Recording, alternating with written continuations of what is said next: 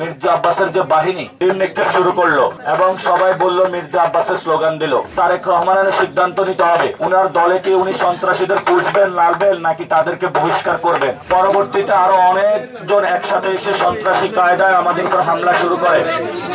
আমি সেখানে সবার সামনে দাঁড়িয়ে বলি আপনারা সবাই শান্ত থাকুন। এর মধ্যে কলেজের যারা সাধারণ শিক্ষার্থী তারা আতঙ্কিত হয়ে পড়ে এবং এরপরে আমাদেরকে ইট পাটকেল নিক্ষেপ শুরু হয়। এরপরে তারা ডিম নিক্ষেপ শুরু করে। তখন প্রশাসনের পুলিশ বাহিনী আসে।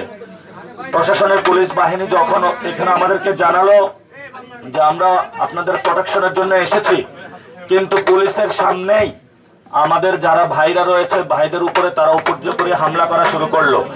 কিল, ঘুষি, লাঠি, ইট দিয়ে তারা আঘাত শুরু করলো এবং সবার উপরে হলো ডিম নিক্ষেপ শুরু করলো।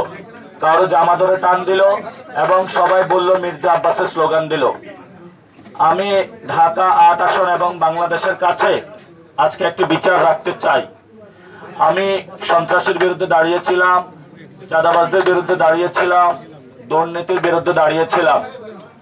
আমার একটা কমিটমেন্ট আছে। সেই কমিটমেন্টের জায়গাটা হলো যারা 2022 আমাদের শহীদ হয়েছেন তারা একটি সুন্দর বাংলাদেশ দেখতে চেয়েছেন। আমার সুযোগ ছিল যে বিভিন্ন ব্যবসায়ী গোষ্ঠীর সাথে টাকা পয়সা বসে নিয়ে যেইভাবে বাংলাদেশের পলিটিক্যাল কালচারে একজন এমপি প্রার্থী ইলেকশন করে সেইভাবে যাওয়া।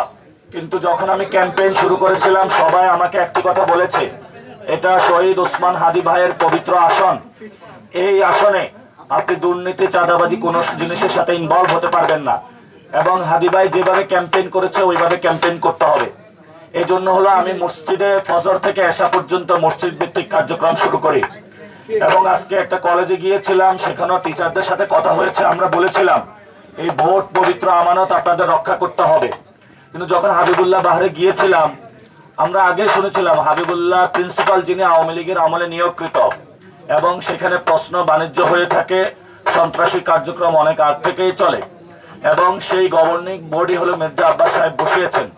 তো আমি আজকে পুরো বাংলাদেশের কাছে এই যে আমাদের উপর সন্ত্রাসী হামলা হলো, ছাত্র দলের যারা হামলা করলো সন্ত্রাসী হামলা আমাদের উপরে, মির্জা আব্বাসের যে বাহিনী, আমি পুরো বাংলাদেশের কাছে বিচার দিলাম এবং 12 তারিখে আপনারা ভোটের মাধ্যমে এইসব সন্ত্রাসী যে হামলা এবং সন্ত্রাসীরা যেভাবে বাংলাদেশে প্রত্যেক জায়গায় হামলা করে বেড়াচ্ছে এটার বিচার করবেন। 1 নম্বর।